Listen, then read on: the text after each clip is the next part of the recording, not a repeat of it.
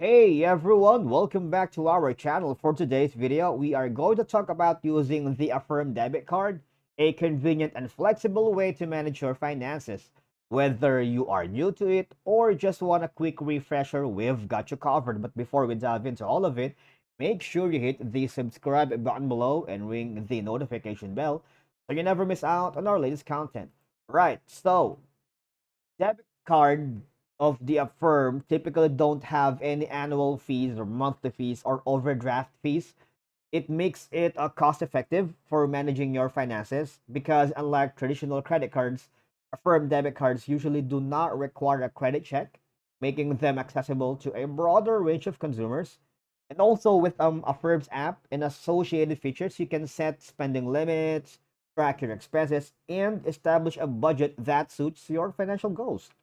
Most importantly, Affirm debit cards offer cashback rewards on purchases, allowing you to earn money back when you spend. And the good thing about Affirm debit card is the approval process is typically quick, can be done online or through a mobile app. So speaking of mobile app, so basically you can do this in two methods. One is you might want to go download the Affirm's app here on your mobile device, all right, or just hover here at affirm.com.